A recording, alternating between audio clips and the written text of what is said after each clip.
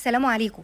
صدقتوهم وحطيت اللحمة في البرطمان وتعالوا نشوف مع بعض النتيجة هتبقى ايه. اول مرة اعمل الوصفة دي وقلت نعملها مع بعض ونشوف سوا النتيجة هتبقى عاملة ازاي وربنا يستر. عندي كيلو لحمة، استخدمت 4 بصلات، قطعت البصلاية جوانح كده زي ما انتم شايفين بالشكل ده. كل حاجة حبيت اوريكم التقطيعة بتاعتها ازاي علشان وانت واقفة شغالة في المطبخ تبقي شيف كبير في مطبخك.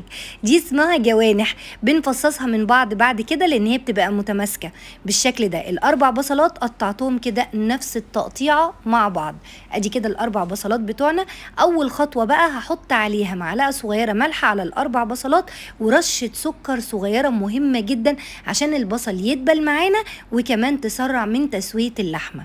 ادي كده رشه السكر، وبعد كده بدعك البصل في الملح والسكر كويس قوي وبركنه على جنب على ما اقطع بقيه الخضار، وكل اللي هيتقطع هوبا هيتحط على البصل على طول.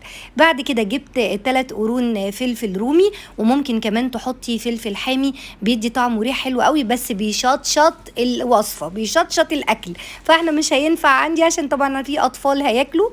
بس قرن الفلفل الحامي بيفرق جامد في الطعم والريحه بصراحه. ده كده الفلفل الرومي برضو قطعته بالشكل ده وهحطه على البصل على طول، واروح برضو دعكهم دعكه حلوه كده في بعض. وبعد كده 4 طماطمات، بنشيل بقى حته السره دي وبنجيب الطماطم بنروح مقطعينها برضو مكعبات كبيره شويه متماسكه. انا مش عايزه اي حاجه تتهري على ما اللحمه تستوي يا جماعه. بصوا ده شكل الخضار. 4 بطاطسات بقى، البطاطس في الوصفه دي تحفه، حاجه كده يا جماعه، لا بجد وهم بمعنى الكلمه. هتحبي تغمسي البطاطس يمكن اكتر من اللحمه نفسها. بنقطعها بالشكل ده حلقات تخينه، وكل حلقايه باخدها على 2، وبعد كده بقطعها برضو مكعبات كبيره علشان ما تتهريش مننا. كده دلوقتي الخضار بتاعنا كله بقى جاهز. كده كل ده على كيلو اللحمه. بعد كده هاخد عندي حته ليا بشراها بالشكل ده وممكن تستغني عنها، وحطيت كمان معلقه سمنه بلدي، ممكن ده او ده بس يعني ممكن معلقه سمنه وخلاص كفايه.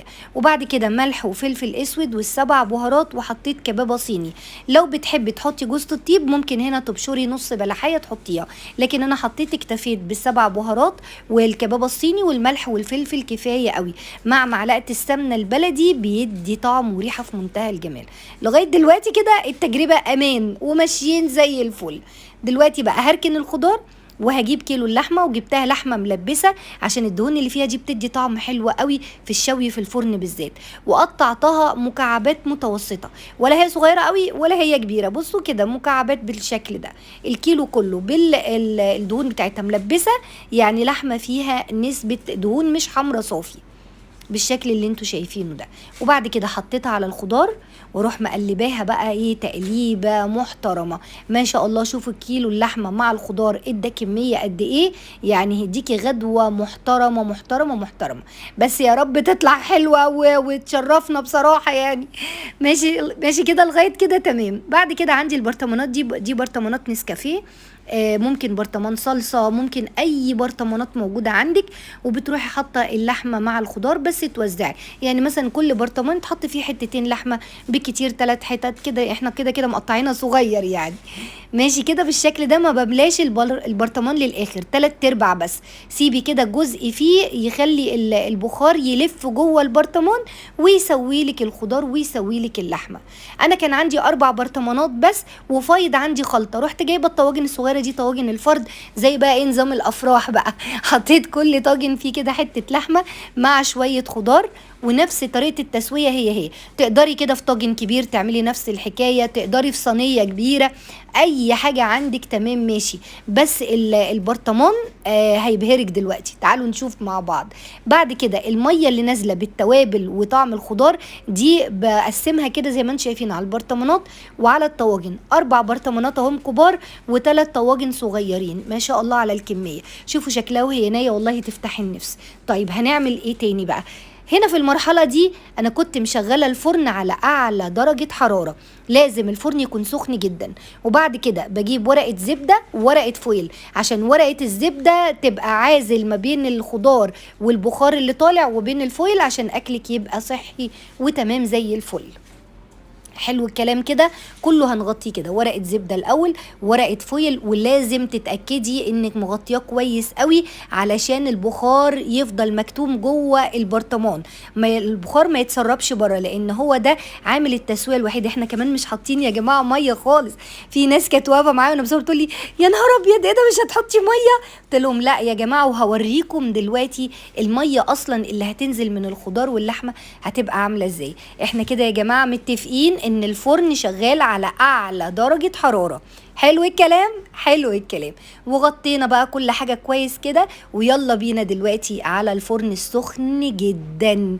هنروح رصين بقى البرطمانات ونرص الطواجن بالشكل ده. الصاج بتاع الفرن نزلته لاوطى حاجه على الصاج نفسه بتاع الفرن، ورصيت البرطمانات والطواجن كده. وبعد ما يعدي نص ساعه على اعلى درجه حراره، ده المنظر بقى.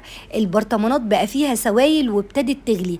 السوائل دي نزلت من الخضار مع اللحمه، والريحه قلب الدنيا. دلوقتي هنا بعد ساعه ابتدى يبقى فيه غمقان في البرطمانات من فوق، السوائل زادت والشوربه ابتدت تقل. هنا وطيت النار خالص على 150 لمده ساعه كمان. خد بالظبط معايا في الفرن ساعه ونص، ورحت مزوده فوقيهم ربع ساعه من عندي. ممكن بقى نقدمها ازاي؟ نقدمها كده طبق وبرطمان، كل واحد ليه البرطمان بتاعه، وطبق فاضي يفضي فيه. تعالوا نشوف بقى النتيجه ايه الاخبار. البطاطس مستويه جدا. طب اللحمه يا نهار ابيض، دي زبده يا اخواتي، زبده. الريحه فظيعه، اللي رايح واللي جاي عمال يقول لي انت بتسوي ايه في الفرن؟ ايه الريحه دي؟ بصوا الحركه دي، بصوا حتى، بص الحركه دي، يا قلبي. شفتوا اللحمه عامله ازاي؟ النتيجه رائعه بمعنى الكلمه.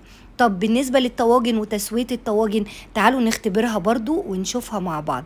اخبار اللحمه ايه في الطاجن؟ بصوا مش مستحمله الشوكه، انتوا شايفين قدامكم اهو، والتجربة ما بتكدبش. التجربة خير برهان. بصوا البطاطس مستوية ومع ذلك متماسكة، محتفظة بشخصيتها بس مستوية جدا. شايفين البرطمانات عاملة ازاي؟ عسل عسل وسكر، ومفيش نقطة مية اتحطت اكتر من التوابل والخضار. شايفين المنظر يا جماعة؟ تحفه ما شاء الله. زي ما قلت لك تقدري تعمليها في طاجن كبير او تعمليها في صينيه. انا بقى بصوا الحته دي ما قدرتش اقاومها، حكايه ورحت حاجزه الطاجن ده ليا بقى. انا بقى هقدمها ازاي؟ هقدمها في سيرفيس كبير. دول الاربع برطمانات هفضيهم، في واحد منهم اتفضى في طبق هنجيبه برضو. بصوا البرطمان ما فيش حاجه لزقت فيه ولا حاجه شاطت ازاي. ساعه ونص بالظبط، وحطيت عليهم كمان ربع ساعه. بصوا ده البرطمان التاني، وشايفين السوائل اللي فيه مع انه ما فيهوش ميه. التجربه حلوه جدا جدا، ابهرتني بجد. البطاطس طعمها تحفه مع الخضار، اللحمه دايبه دوب يا جماعه، حاجه بجد هتشرفك في العيد باذن الله.